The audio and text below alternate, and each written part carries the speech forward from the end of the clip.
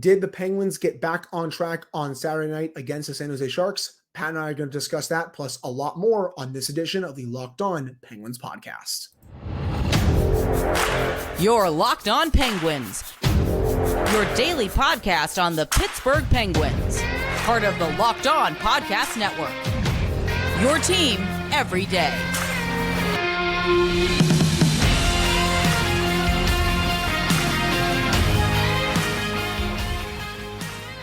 Hello, welcome back to another edition of the Locked On Penguins podcast. I'm one of your hosts, Hunter Hodes. You can follow me on Twitter at Hunter Hodes. Joined as always by my co-host Patrick Dam. You can follow him on Twitter at SendHimForWet, and you can follow the show's Twitter at LO_Penguins. Of course, thank you all so much for making this your first listen/watch of the day. And finally, today's episode is brought to you by Game Time. Download the Game Time app, create an account, and use code LOCKEDONNHL for $20 off your first purchase. So, Pat, Penguins 10, Sharks 2 in a game that a lot of people thought the Penguins were going to lose just because of how they were playing not good heading into this game. The Sharks, obviously a very bad team, but the opposite happened where the Penguins played, I thought, fairly well, and they blew out the Sharks 10-2. And let me start by saying this. That Sharks team might be the worst team I have ever watched. And I've been watching this sport for about 20 years at this point. I've seen the 2015 Sabres play games. That team was awful when they were tanking for Connor McDavid and Jack Eichel. I've seen past Blue Jackets teams play before they got good in 2014. I've seen, obviously the Blackhawks. Actually, I saw the Ducks with how bad they were last year. But that Sharks team is woeful. There was no loyalty on that bench, no spirit, no heart. I felt so bad for the sellout crowd that came out to the SAP Center in San Jose to watch that. And honestly, I felt bad for the last two crowds that have come out and seen their team get outscored 20-3 in these last two games. Penguins, again, they played well, but Pat, that Sharks team, they are just awful. I gotta go with what Chris Mack said the other day about the Sharks. If you're a Sharks fan at this point, just embrace how bad they are and embrace the suck. And if you lose by 10 goals again or 8 or 9 goals again, just start chanting about how badly your team has given up goals. Like, treat it like pro wrestling and just jeer and chant for all the bad stuff and really embrace it, because it's a historically bad team, man. And I don't know what to say. Like, I don't know if I want to get to the same point that a lot of people were after the game, where they said, like, oh, this team's an embarrassment to the National Hockey League and an embarrassment to hockey, because yeah, they're very horribly put together and they're a terrible team that doesn't seem to have much fight whatsoever. But they also have some injuries. Some of the guys they wanted to be contributors are dealing with that. Some of the guys they hoped would at least keep them moderately competitive while they hit this rebuild button just haven't done that. So it's not like they nakedly and outwardly put together a woeful team. Some things have gone wrong, and they were already bad enough that if those things went wrong as they have, this is the end result. I agree. And I understand some people may not like tanking in sports, not just hockey in general, but I think sports. But this is what it looks like, people, when Mike Grier set this team up to be bad. Now, do I think he set this team up to be this bad this year? No. You don't set up a team to be 0-10-1 in their first 11 games. But it was just hard to watch, I felt like, when the Penguins just kept having goal after goal after goal for a team that had been, struggling to score in a lot of their previous games. It felt nice to see the goals come in this one, even though it was at the expense of a really bad team. And we'll just get into that right now. I thought the Penguins played mostly fine in this game, but I'll say this. Were they on their A game in this one? No, my friends. I think the Penguins have 5 more levels to reach than what we saw in this game.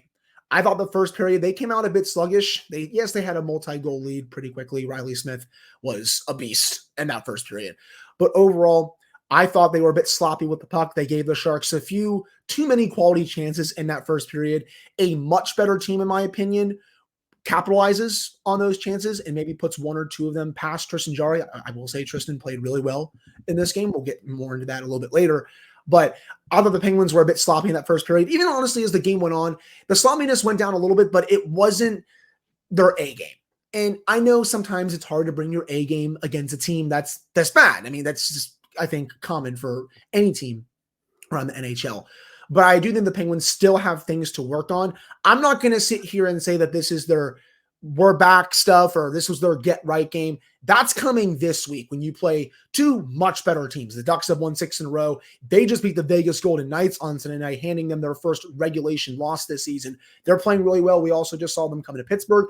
The Kings have started really hot this year. Those, I think, will be much bigger tests. But do I think the Penguins started something that they can maybe build off of heading into the games this week? Yes, but I'm not ready to sit here and say, oh, yeah, this was the get-back game. They're going to go on a 10-game winning streak, all that stuff. Yes, the win is good, but there's still some work to be done, I think, in my opinion. They were supposed to win this game. That's the long and the short of it. I'm not going to pretend like a win is negative, especially with the way this team has started the season. You're going to have to take as many wins as you can, however you get them, whenever you get them at this point. But at the same time, you want to see progress from this team, and you saw progress. I think you've seen progress in the last couple of games, regardless of outcome. And they were supposed to go into San Jose and dog walk this team, and that's what they did. They went in, they dropped a 10-burger on the worst team in the league. Their power play went 50%. And they put 35 shots at the net again. They scored 10 goals. Their big boys scored, and some of the depth players decided to show up. So, listen, were they supposed to beat San Jose? Absolutely. This is how this was supposed to work. And to all the listeners out there, you're right there with me. You're lying if you say you were confident going into this one, because you knew the way this season has gone. They were primed and ready to hand that team their first regulation win in the season. But listen, it's not the get right game, but it's a building block and a stepping stone, and we have to treat it as such. I do think overall it was a complete team performance from all the forward lines, the defensemen, and Tristan Jarry and net. The big guns stepped up in a huge way. Sidney Crosby with a ridiculous pass to Chris Letang late in that game. I'm at 2-0. That was a beautiful pass. You had Reilly Smith really show up, and let's discuss Reilly Smith here for just a second, Pat. What an acquisition he's been from Kyle Dubas. He continues to be one of their best forwards. I said when they acquired him, when I knew that Jason Zucker was going to walk, he is going to surprise some people, and it should not shock anyone if he produces at the level that Jason Zucker did last year. Well, he's right on his way to breaking the goals total that Zucker had last year. He's been phenomenal so far this season. Erik Karlsson's going to wow you, and he has wowed you all season so far. The numbers may not reflect it, but just the gameplay out of Erik Karlsson has been incredible and as advertised. But when all is said and done, the savviest pickup for Kyle Dubas is going to be Reilly Smith. And they got him for a 3rd-round pick, people. They didn't give up a thing to get him. And this is where a general manager and president like Kyle Dubas thrives, because he and the people he surrounds himself with understand the salary cap better than most. So when you have a team like Vegas who wins the Stanley Cup and has some unprecedented depth and is going to have to make cuts to get certain players under the cap, a president and general manager like Kyle Dubas is going to take advantage of that and bring a Reilly Smith in for nothing but a 3rd-round pick. And he's going to identify a team like the San Jose Sharks who are going to strip this thing down to the bone and say, what if you take all of our spare parts and you give us an Erik Karlsson and we'll toss in some draft picks while we're at it? So Reilly Smith is just a great acquisition. And I had high hopes for him with Malkin, but I'm not going to sit here and pretend like I thought it was going to be this, because you have compared it to Malkin and Neal. I think it's going to be better, just because I've said it on the show to you. James Neal was a pure sniper. All he did was score goals. He wasn't much of a setup man. Reilly Smith is a setup man and a goal scorer. His playmaking ability, I think, is one of the more underrated parts of his game. But man, that release is also just a thing of beauty. That first goal that he had to get things going in San Jose, Did it remind you of the Jared McCann release that we saw for a couple of years here in Pittsburgh on the power play? Remember? Like he Very would come much. down the point a little bit and just fire that thing glove side. It looked very much like a Jared McCann goal. And, he's done that countless times in Seattle. But when I saw that, I'm like, yep, that's a little like a Jared McCann release there. It just putting him on PP1 has been such a blessing so far. And he's earned that opportunity with how he's played so far. And I really hope that this continues for, the rest of the season, I should say. Yeah. As for the shot, I got to give a shout out to my old Pens blog cohort and now owner of the one of the best Substacks you can subscribe to, in Danny Shirey, because I have been thinking about how to describe Reilly Smith's shot, and he nailed it. He's always got it loaded up at his hip. He's always got it right there ready to rip or pass. And because both Danny and I have dabbled in coaching, that's something we've always told players when we coach is have your stick at the ready. Don't just have it out in front of you. Don't have one hand on it. Have it right at your strong side on your hip and ready to fire it. And Reilly Smith does that. And you saw that in his first goal on the power play on Saturday night. It was off his stick almost as soon as it went onto his stick. It was a thing of beauty. I agree. I don't think you could have said it any better than that. Just overall, I thought the top players were great. Reilly Smith, and especially the bottom six. And we're going to get to that in the second segment of how great the fourth line was and how I'm going to pat myself on the back for one of the predictions I had for this game. But before we get to that, we got to tell you all about Game Time. You should not have to worry when you're buying tickets to your next big event. Game Time is the fastest and easiest way to buy tickets for all the sports, music, comedy, and theater events near you. With killer last-minute deals, all-in prices, views from your seat, and their best price guarantee, Game Time takes the guesswork out of buying tickets. Game Time has deals on tickets right up to the start of the event, and even an hour after it starts. It's the place to find last-minute seats. Find exclusive flash deals and sponsored deals on tickets for football, basketball, baseball, concerts, comedy, theater, and so much more. Take the guesswork out of buying tickets with Game Time. All you got to do for this, download the Game Time app, create an account, and use code LOCKEDONNHL for $20 off your first purchase. Terms apply. Again, create an account and redeem code LOCKEDONNHL for $20 off. Download Game Time today. Last minute tickets, lowest price guaranteed.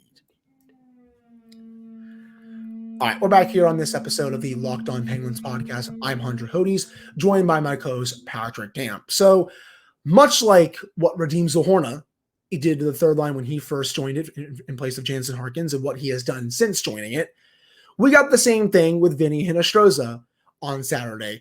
Kind of like how we both predicted, and I said that there was going to be at least one goal from the fourth line. I did not think there was going to be two goals from the fourth line in this game, but I will gladly take that. I'll still pat myself on the back for that.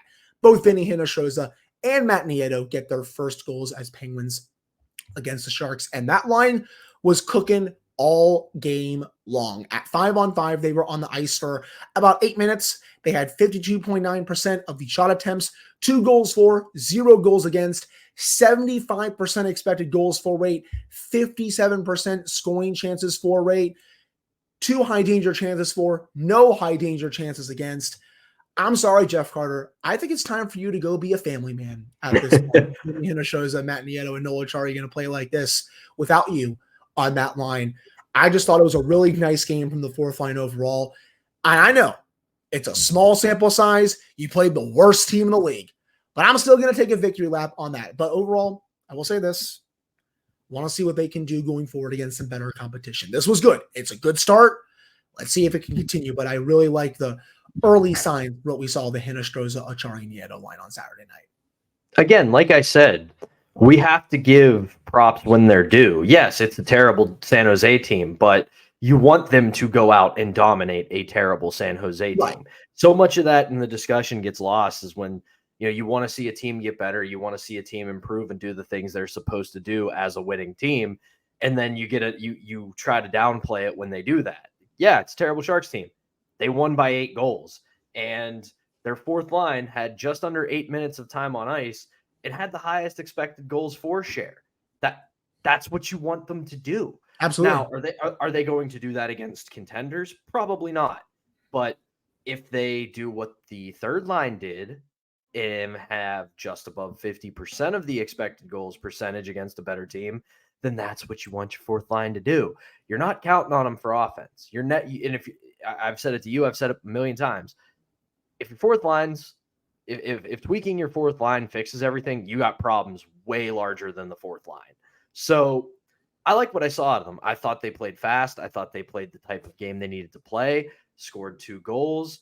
And listen, I think and we're going to talk about it in the next segment, if they play just as well and get a victory on Tuesday against Anaheim, I do think we will see Jeff Carter again on Thursday, just because it's back in Los Angeles, and I don't think it's a long-term thing. I don't think it's going to be he gets inserted back in the lineup and they keep him there. I think it's going to be a show of good faith to a guy who's been a good soldier for the last couple of years.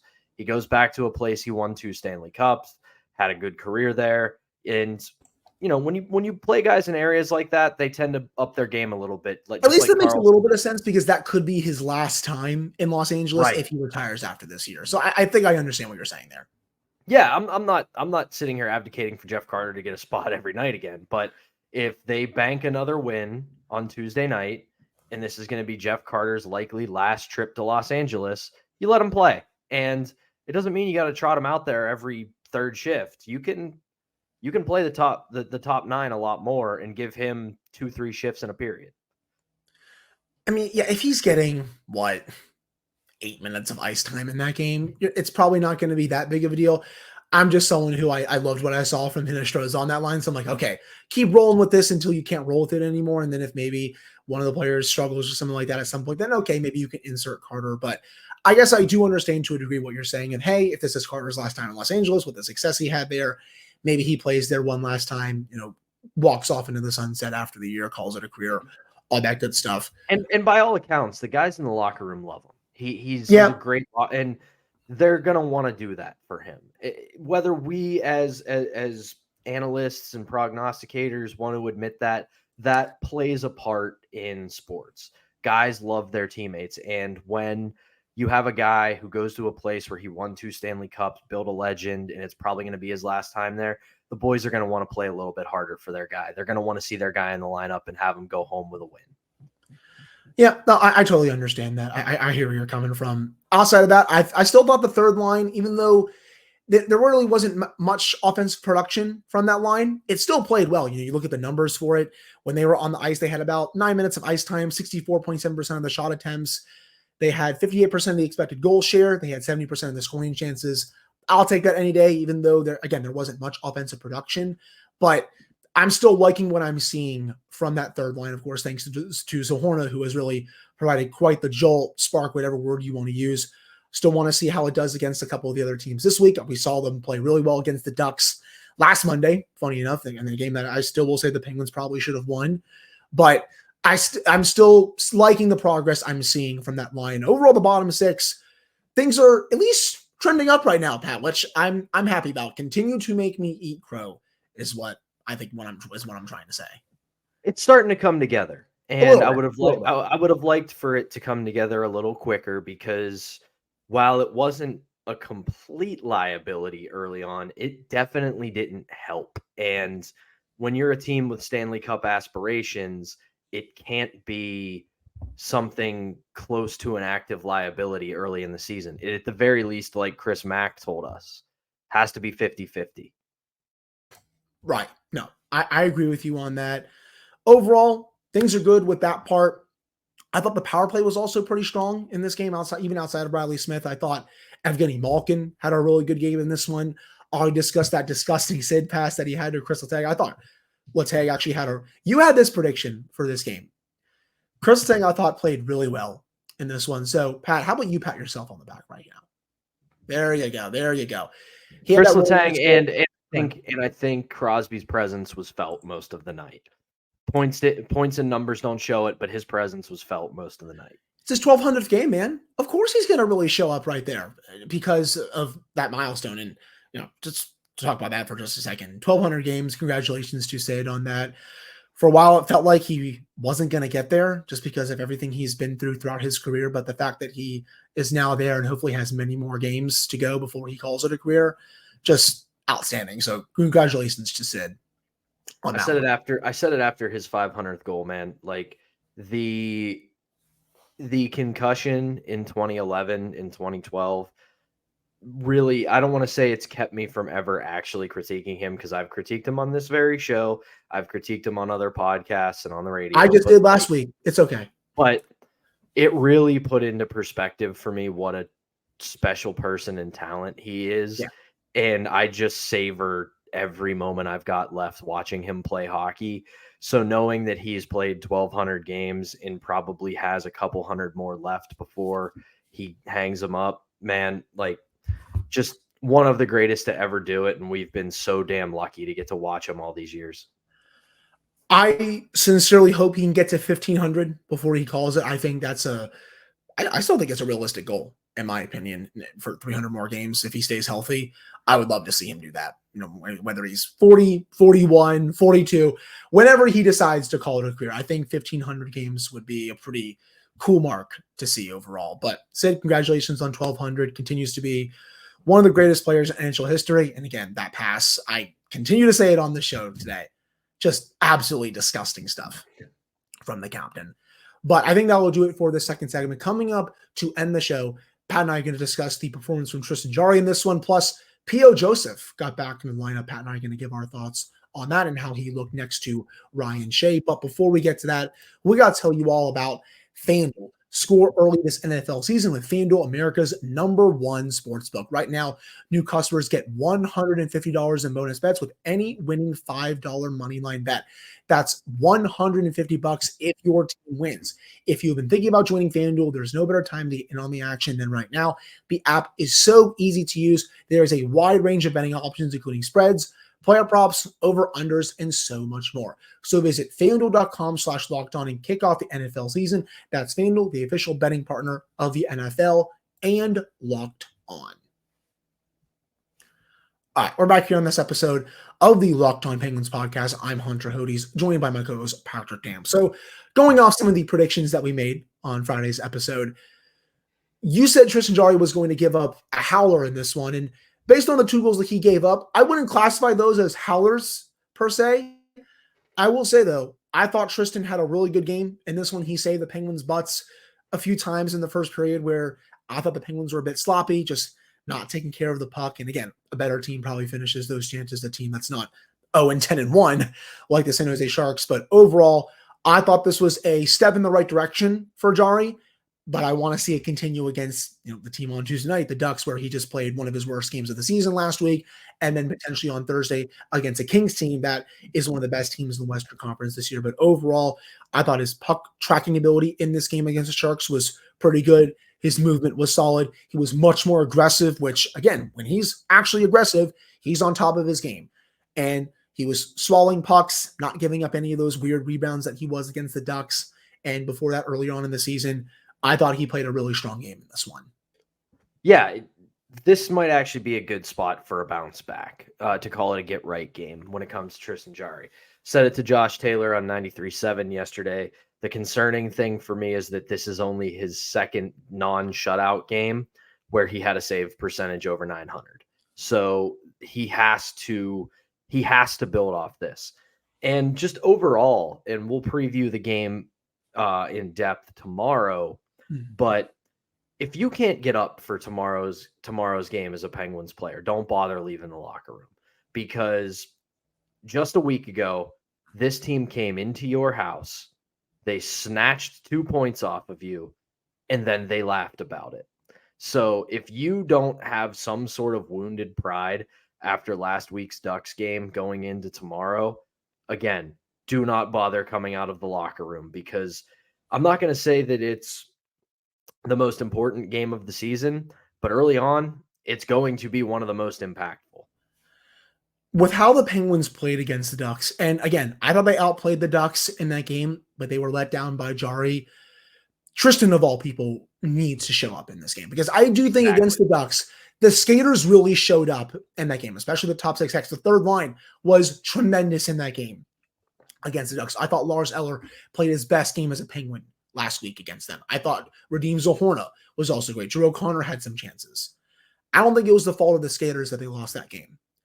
Maybe outside that 5-on-3 power play at the end, but we already crushed, I at least crushed the 5-on-3 last week. I don't need to go into that again. But Tristan, if you can't get up for this one, I don't know what you got to do at this point, but that needs to be a big game to show that, you know what? That wasn't me last week against the Ducks, where I was just giving up goals right after my team gave me a lead.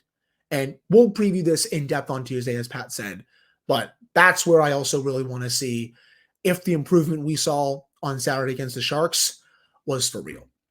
So we'll discuss that a little bit more on Tuesday. Outside of that, we did see another lineup change on Saturday.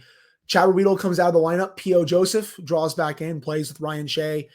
I thought that pairing was fine. I thought P.O. Joseph was carrying the puck pretty well up the ice. He really wasn't burned defensively at all. And, I know you're probably not going to get burned defensively by the Sharks at this point, but I thought he played a pretty responsible game. Do I think he could be better?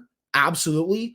But you got to give him a little bit more of time here to, just get back in the lineup a little bit, find his footing. He's been scratched for the last week and a half at this point.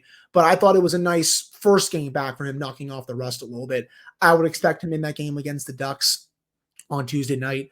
But overall, I thought it was at least a little bit of a mini step in the right direction. I still think the third pairing is at its best when P.O. Joseph is on that left side, and then whoever you want to pair him with on the right side, whether it's a Riedel, Ryan Shea, when John Lundgren comes back, maybe he's there. But again, I still think the third pairing is at its best when P.O. is on that left side, and I thought he was totally okay in this one. Yeah, the numbers don't bear it out that he was that good. He had the lowest expected goal percentage individually on the team, but my eye test for the numbers, I guess. Right. And the other thing I was going to say is he was paired a lot with the third line, right? And they had the lowest expected goals, so it's kind of a hand in hand kind of thing. But overall, I agree, and I've been saying this all year. I didn't like the decision to take him out of the lineup. Yes, I thought he struggled. Yes, I thought he had some issues early, but he's the kind of player at the kind of age where you have to let him work it out. You have to give him a handful of games to figure it out. You can't pull the leash back as soon as he screws up, because that's only going to hurt his confidence and development. And I think this West Coast trip, like a lot of the rest of the team, is a really good opportunity for him to stick in the lineup, to work these things out, and become a regular in the lineup, And listen, like we've been talking about, tomorrow night's a huge one. Everybody's got to be ready to show up. Right. No, this I think could be the get back game for the Penguins. If you could come out there, play a really good game against a Ducks team that's won 6 in a row, get closer back to being 500, going into that game against the Kings, I think a lot more of the fan base will be like, okay, maybe we're back at this point. And then, of course, the rest of the November schedule is also really tough as well. But I think that will do it for this episode of the Locked On Penguins podcast. Thank you all so much for listening to / watching this one. Pat and I will be back with another episode for you all on Tuesday, previewing that game against the Ducks. It's another late night start, one of my favorites. I don't work until 11 on Wednesday, so I will stay up for this one. Kudos to everyone who stayed up on Saturday night, and especially kudos to everyone who will stay up for this one on Tuesday and then on Thursday, because I know people have to get up for work and school the next morning. So, these games don't end till 12:31. I know it can be a bit difficult, but we'll preview that game on Tuesday. We'll recap it on Wednesday, then get you all set for the Kings game later this week, and then recap that one on Friday. But again, thank you all so much for tuning in. Really appreciate it. We'll be back with another episode on Tuesday.